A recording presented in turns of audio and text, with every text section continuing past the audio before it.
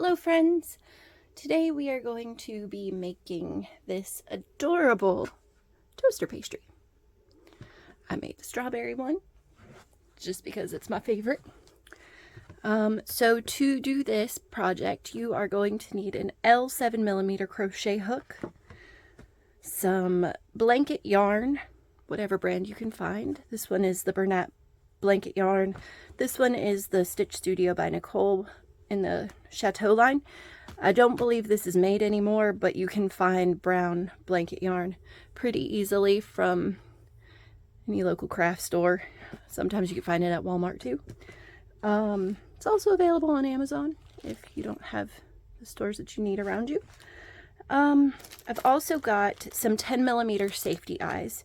The ones that I get are from Amazon as well. They are just plain eyes, but they have these really pretty glitter backings that go on to, like, between the two layers of the eye and the backing when you stick them onto there, and they're really pretty. I also have a tape measure. You don't need a tape measure, but if you want to be super precise, you can use it to make sure your two panels are the same size. I usually just eyeball it and put the two panels together and see that they fit and go from there. So let's get into it. First things first, you're going to need your crochet hook and find the end of your yarn wherever it may be. Come on. Okay, there it is. And you are going to chain 27. So create a slip knot, place your hook on there, and chain 27.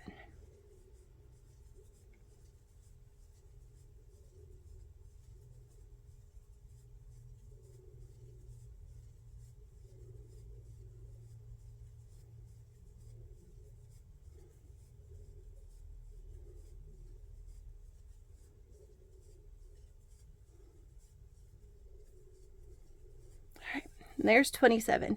Sometimes it curls a little bit.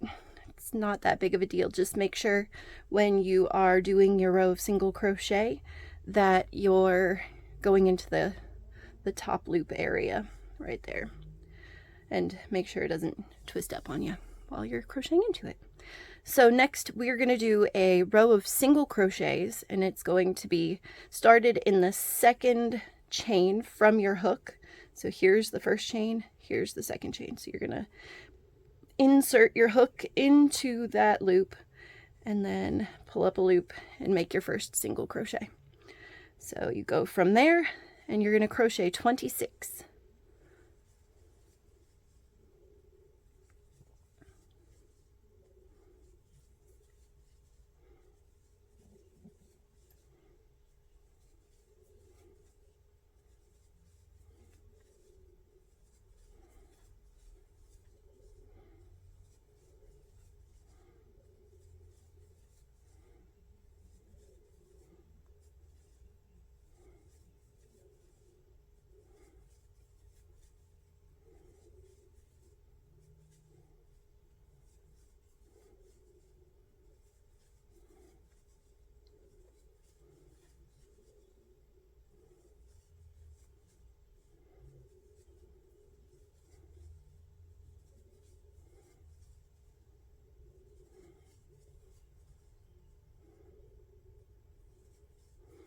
There's 23, 24, 25, and 26.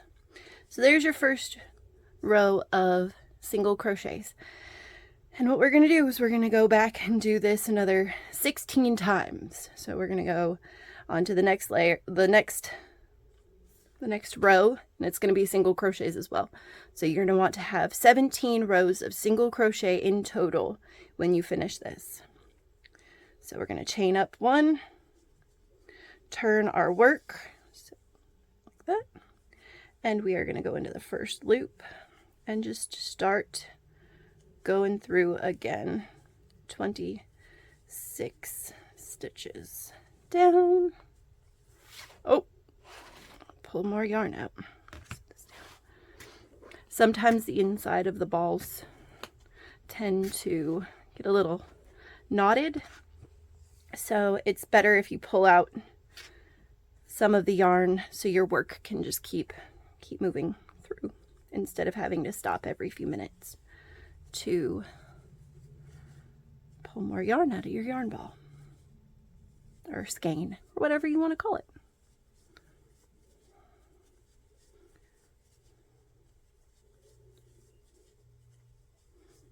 So a little bit about me. I've been crocheting since I was about 16 years old. My first project was a baby blanket that I had made for a friend of mine's little sister for Christmas, and it was a monstrosity. The edges were all wonky because I didn't keep count of what I was doing, but I was so proud of it because it was my first project that I ever finished, and I loved it, and so did she. All right, so we got to the end of that row. We're going to turn and start chain 1 and start our work again. So this is row 3. And we're just going to keep on keeping on. 17 rows.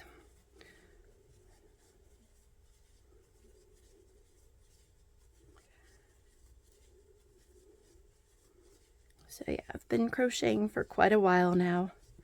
Yes, 24 years. And I make all kinds of stuff. My Little Bitty Noggin's name came from the things that I first started selling were hats for little bitty heads.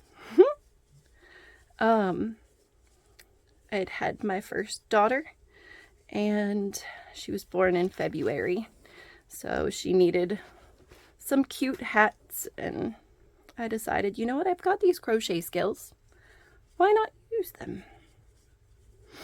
So I put them to work.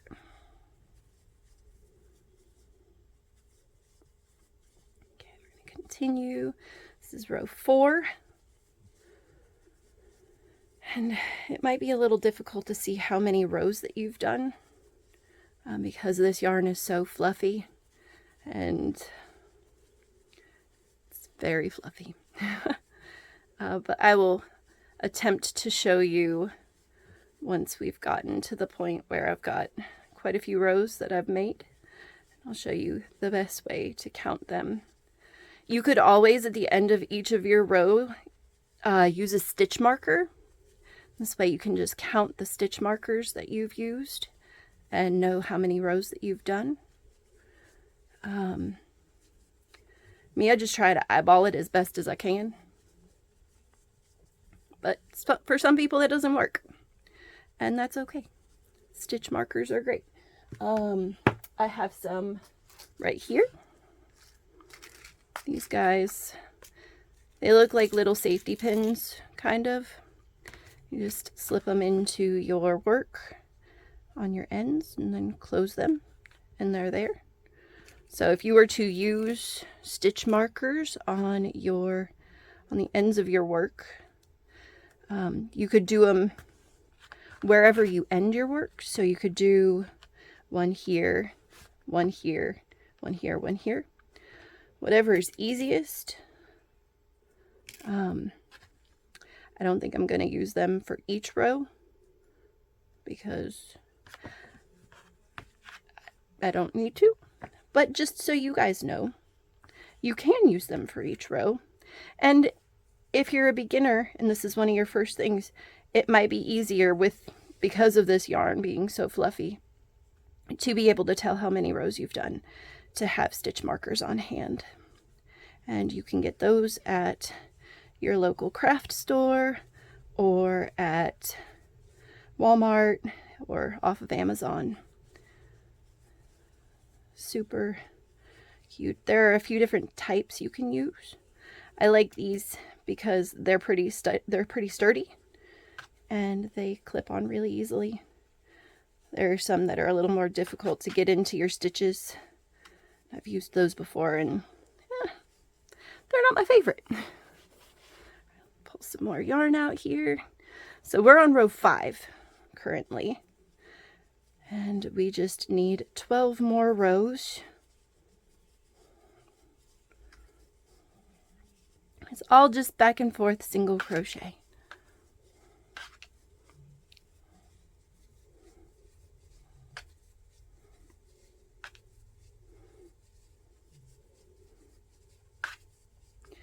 And now my stitch markers are scratching on my backdrop. It's all right though. All right, number 6. Trucking right along.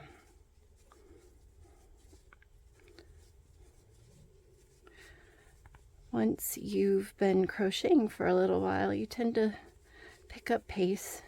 It gets a little faster, a little easier.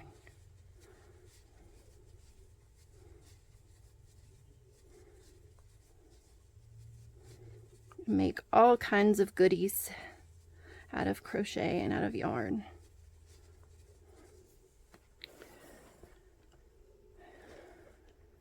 Ooh, sorry about that. Hit the camera.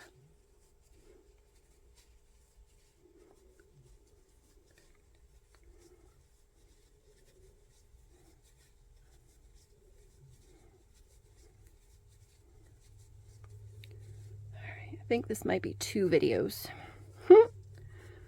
Do one for the front, or one for the back, one for the front, and then for the front one it will include adding sprinkles and the eyeballs to the front panel.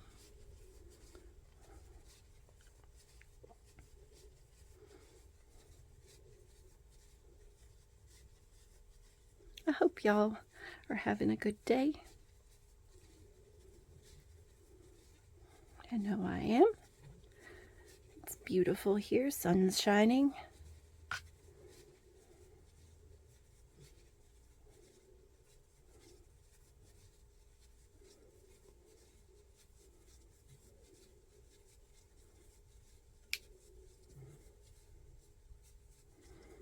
All right. 1, 2, 3, 4, 5, 6, 7. This is row 7, so we have 10 more rows to go. We can do it. All right. Let's roll.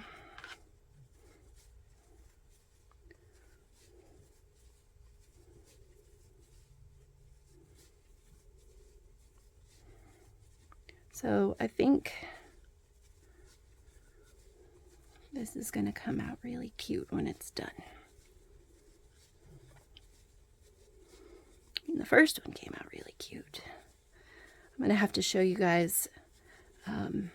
I also made a cookies and cream toaster pastry. That's really cute too. Ooh, that's what happens when I look away from my work for a second. All right, let's keep going. There we go.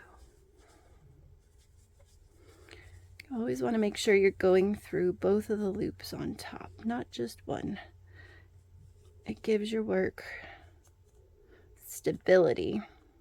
Why is it being a pain? All right, there we go. Turn, chain 1, and on to the next row.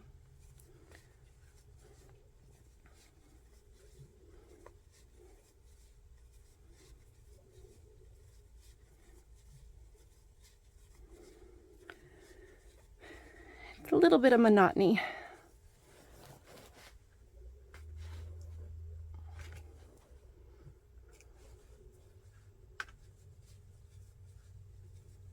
But monotony isn't always a bad thing.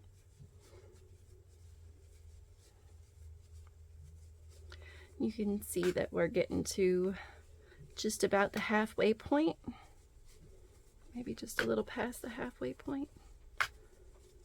I think I'm going to take the stitch markers out of this because I don't like the sound that they're making on the backdrop.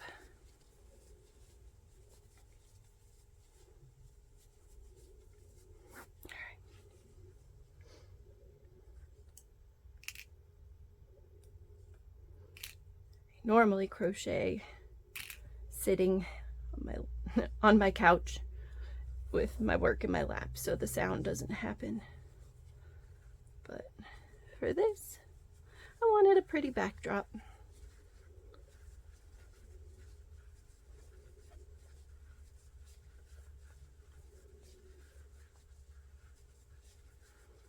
All right, we're getting there. Okay.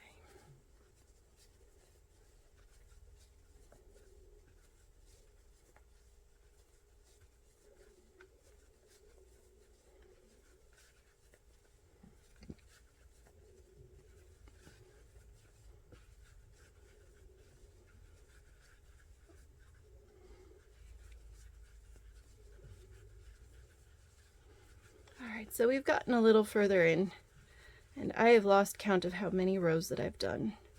So I'm gonna put this down just for a second and see if I can't show you guys. Alright, so I don't know if you can see it, but there is a little line right here. So here's our first row, and then row 2 is here. Here's row 3 and row 4. So each of these chunks represents 2 rows. So we've got 2, 4, 6, 8, 10. So we've got 10 rows here. So 7 more rows and we will be done with panel 1. And I think that will be the end of this first video. Then we'll come back to a second video to do the front of the toaster pastry. And from there, we'll also show you how to finish, adding sprinkles and eyes, and the final crochet around the 2 panels and stuffing will be in video 2 as well. So here's row 11 that we're working on right now. Let's see. It's coming along really nicely. Oh. These Furls crochet hooks, they are some of my favorite to crochet with because yarn just slides on them like butter. It's magical. I call them my magic wands. Alright, chain 1 and turn our work. There's row 11 in the books. Here comes row 12. Oop.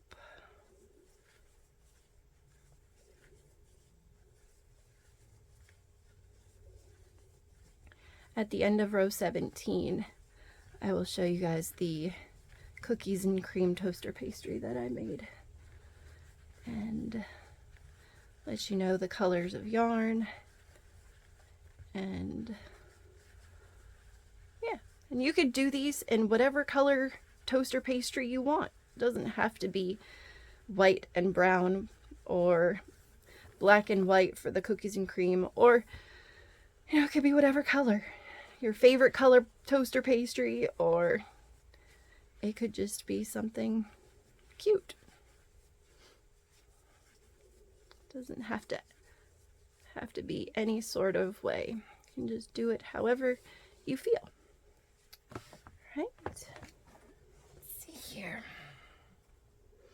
Keep on going.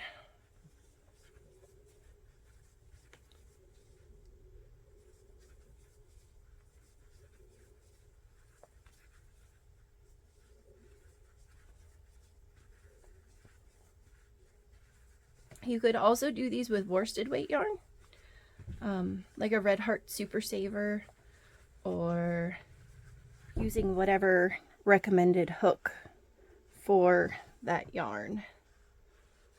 All right, let's keep on going.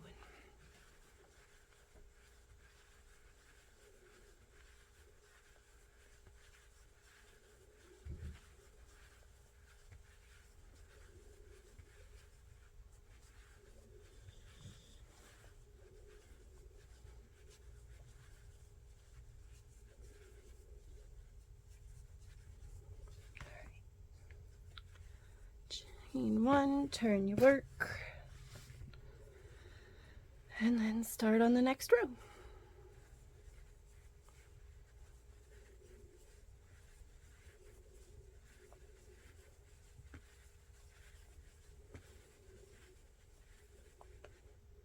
Seriously. There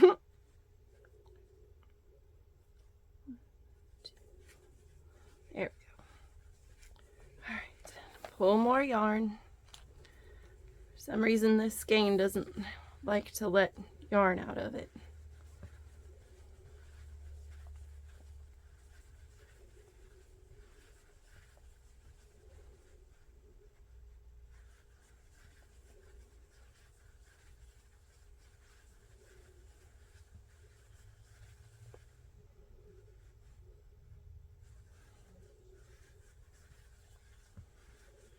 Do a quick count at the end of this row. Let's see how many more rows we need.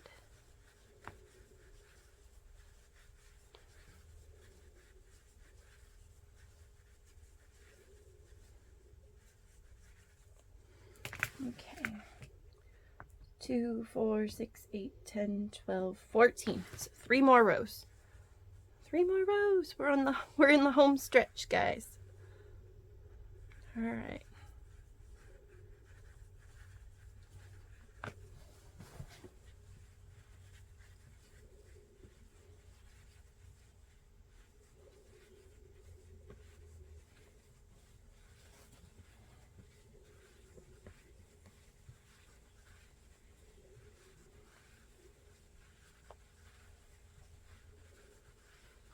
So for the front panel of your toaster pastry, you're gonna do the exact same thing as this back panel. I will make a video on it just as a refresher for you if you need one.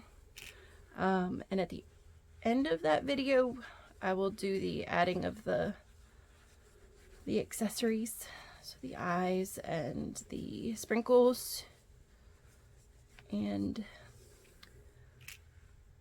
yeah. All right, 2 more rows. All right, here we go.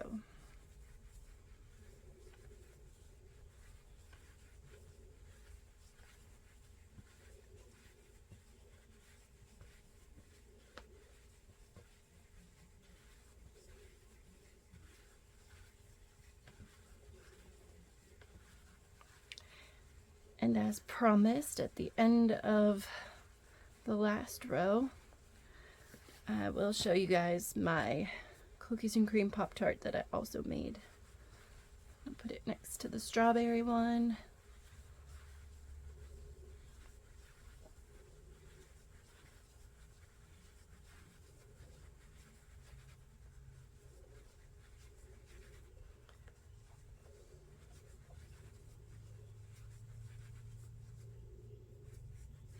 Okay, double check to make sure. 2, 4, 6, 8, 10, 12, 14, 16. So we got 1 more row. That's going to be 17 rows of 26 stitches.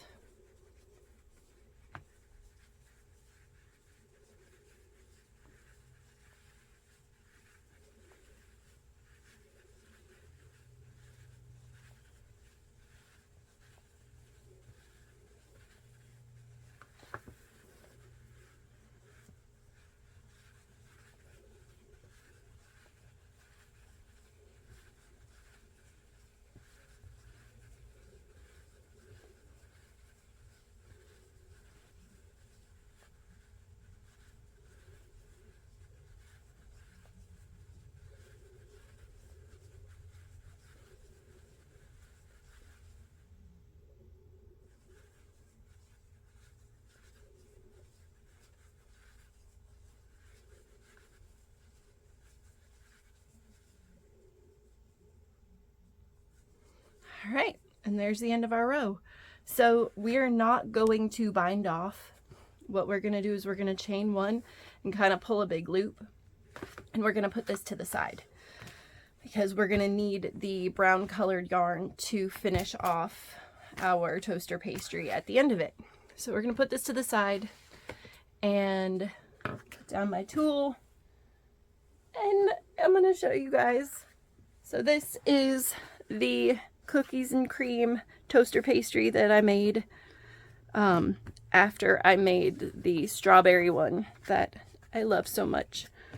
Here's them side by side. It looks like I crocheted a little bit tighter for this one than I did for this one. It happens. but they're both very, very cute. And in my next video, I will be doing the front of these toaster pastries for you. And I look forward to seeing y'all. Thank you so much for stopping by.